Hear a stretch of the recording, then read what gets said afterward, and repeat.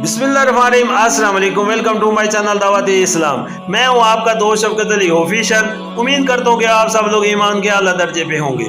सूरह अल-अराफ की आयत नंबर 172 का तर्जुमा। और ऐ नबी, लोगों को याद दिलाओ वो वक्त जबकि तुम्हारे रब ने बनी आदम की पुश्तों से उनकी नस्ल को निकाला था और उन्हें खुद उनके ऊपर गवाह बनाते हुए पूछा था, क्या मैं तुम्हारा रब नहीं हूँ? उन्होंने कहा, जरूर आप ही हमारे रब हैं, हम इस पर गवाही देते हैं। ये हमने इसलिए किया कि कहीं तुम क़यामत के रोज ये ना कह दो कि हम इस बात से बेखबर थे। सूरह अल-अराफ आयत नंबर 133। ऊपर का सिलसिला बयान इस बात पर खत्म हुआ था कि अल्लाह ताला ने बनी इसराइल से बंदगी व इताअत का अहद लिया था। अब आम इंसानों की तरफ खिताब करके उन्हें बताया जा रहा है कि बनी इसराइल ही की कोई खसूसियत नहीं है। दर हकीकत तुम सब अपने खालिक के साथ एक मिसाक में बंधे हुए हो और तुम्हें एक रोज जवाबदेही करनी है कि तुमने उस मिसाक की कहां तक पाबंदी की। सूरह अल-अराफ आयत नंबर 134। जैसा कि मुतअद्दिद हदीस से मालूम होता है कि ये मामला तख्लीक आदम के मौके पर पेश आया था। उस वक्त जिस तरह फिरस्तों को जमा करके इंसान अवल को सजदा कराया गया था और जमीन पर इंसान की खिलाफत का ऐलान किया गया था, इसी तरह पूरी नस्ल आदम को भी जो क़यामत तक पैदा होने वाली थी, अल्लाह ताला ने बैक वक्त वजूद और शऊर बख्श कर अपने सामने हाजिर किया था और उनसे अपनी रबूबियत की शहादत ली थी। इस आयत की तफसीर में हजरत अबी बिन खौफ ने गालबन नबी करीम सल्लल्लाहु अलैहि वसल्लम से इत्तिफादा करके जो कुछ बयान किया है वो इस मजमून की बेहतरीन शरह है। वो फरमाते हैं कि अल्लाह ताला ने सबको जमा किया और एक एक किस्म या एक एक दौर के लोगों को अलग अलग ग्रहों की शक्ल में मुर्तब करके इन्हें इंसानी सूरत और गुआई की ताकत अता की।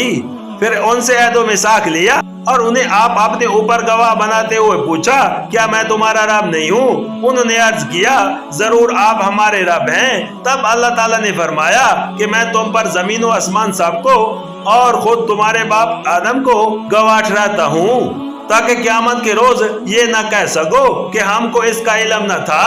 खूब जान लो कि मेरे सिवा कोई मुशरिक इबादत नहीं है और मेरे सिवा कोई रब नहीं है। तो मेरे साथ किसी को शरीक न ठहराना। मैं तुम्हारे पास अपने पैगंबर भेजूंगा जो तुमको ये अहद मिसाक जो तुम मेरे साथ बांध रहे हो याद दिलाएंगे और तुम पर अपनी किताबें भी नाजिल करूंगा। इस पर सब इंसानों ने कहा, हम गवाह हुए, आप ही हमारे रब और आप ही हमारे माबूद हैं। आपके सिवा ना कोई हमारा रब है ना कोई माबूद।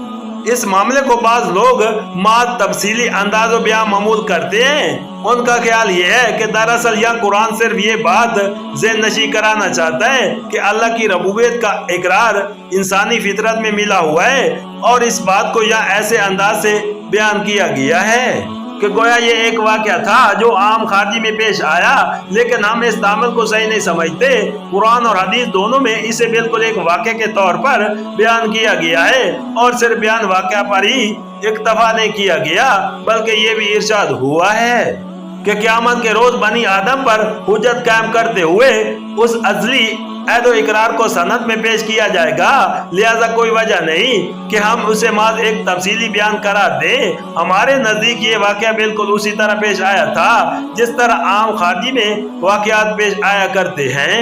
अल्लाह ताला ने फिर वाक़या उन तमाम इंसानों को जिन्हें वो क़यामत तक पैदा करने का इरादा रखता था बैक वक्त जिंदगी और शऊर और गोयाई अता करके अपने सामने हाजिर किया था और फिर वाक़या उन्हें उस हकीकत से पूरी तरह आगाह कर दिया था कि उनका कोई रब और कोई आला उसकी जात व अक़दस आला के सिवा नहीं है और उनके लिए कोई सही तरीके जिंदगी उसकी बंदगी व फरमा बरदारी इस्लाम के सिवा नहीं है। इस इज्तिमा को अगर कोई शख्स बाइदुल अज इम्कान समझता है तो ये माज उसके दायरा फिक्र की तंगी का नतीजा है, वरना हकीकत में तो नस्ल इंसानी की मौजूदा तारीख पदा जितनी करीब अज इम्कान है इतना ही असल में उनका मजबूई ज़हूर और अबद में उनका मजबूरी हशर और नशर भी करीब अज इम्कान है। फिर ये बात नहायत मकबूल मालूम होती है कि इंसान जैसी साहिब अकल व शऊर और साहिब तसर्रुफ इख्तियारात मखलूक को जमीन पर बाहसियत खलीफा ममूर करते वक्त अल्लाह ताला उसे हकीकत से आगाही बख्शे